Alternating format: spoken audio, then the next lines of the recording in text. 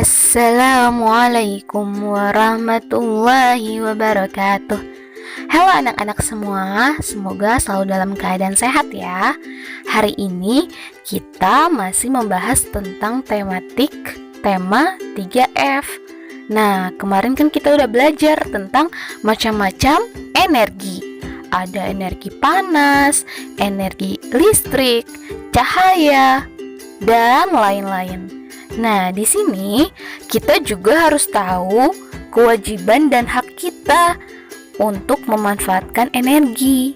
Ya, disimak sampai akhir ya. Nanti di sini akan dijelaskan apa sih kewajiban dan hak kita terkait memanfaatkan energi dalam kehidupan.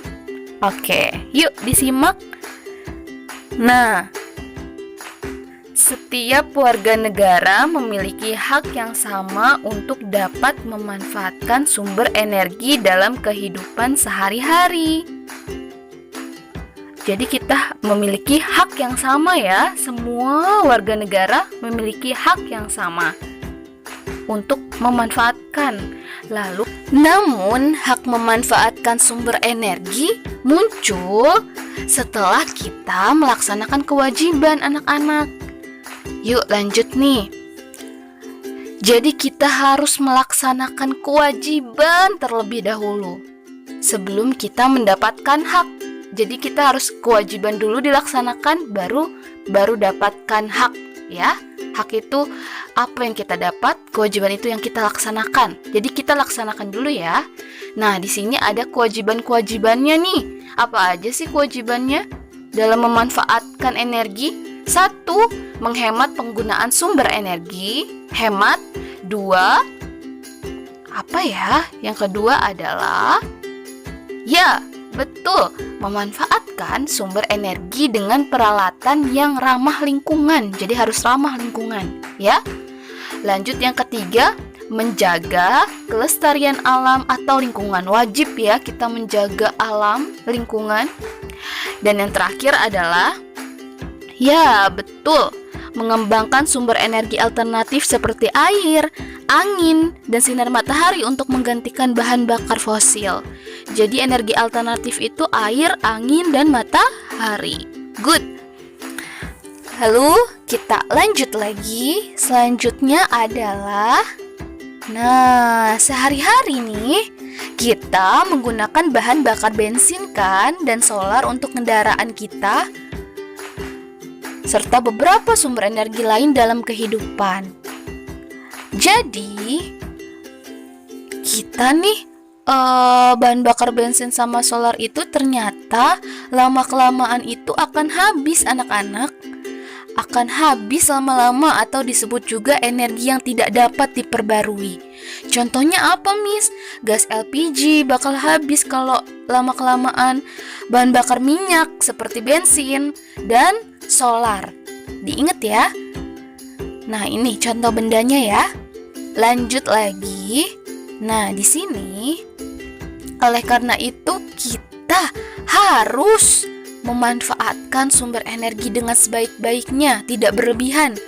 Berhemat dalam menggunakan sumber energi yang tersedia. Jadi kita harus hemat, tidak boleh menyia-nyiakan sumber energi, dan juga memanfaatkan sumber energi alternatif yang ramah lingkungan. Oke, kita lanjut lagi yuk. Nah, di sini selanjutnya adalah kewajiban dan hak ya terhadap pemanfaatan energi. Kewajiban itu yang harus kita lakukan. Yang kita lakukan itu harus menjaga air bersih, lalu juga tidak membuang sampah atau limbah di aliran sungai. Lalu kita juga perlu menanam tanaman atau pohon dan menghemat sumber energi air dengan selalu mematikan keran air jika tidak diperlukan. Lalu setelah itu kita kalau sudah melakukan kewajiban kita mendapatkan hak. Mendapatkan apa sih? Mendapatkan sumber air bersih yang cukup. Nah, itu ya. Kalau kita hemat pasti kita sumber airnya cukup. Lalu kewajiban selanjutnya menghemat penggunaan energi listrik dengan selalu mematikan lampu jika tidak diperlukan.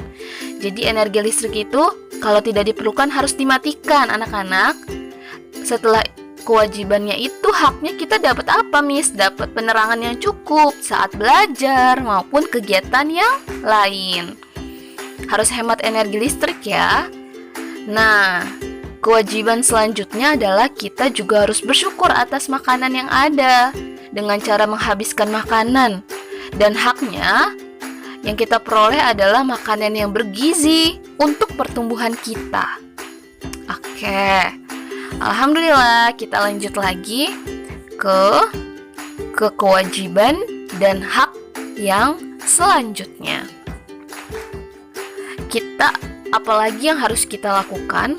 Harus mematuhi aturan pemakaian listrik dan menghemat listrik jika sudah tidak diperlukan. Maka kita setelah itu mendapat apa? Mendapat penerangan baik di desa maupun juga di kota. Terus, kita kewajibannya juga harus menghemat sumber energi bahan bakar dengan naik angkutan umum. Kita harus hematnya nih dengan naik angkutan umum ya, agar memperoleh sumber energi bahan bakar yang cukup. Itu haknya ya anak-anak. Oke, kewajiban selanjutnya adalah mengurangi polusi udara dengan menggunakan sesuatu yang ramah lingkungan. Contohnya, naik sepeda.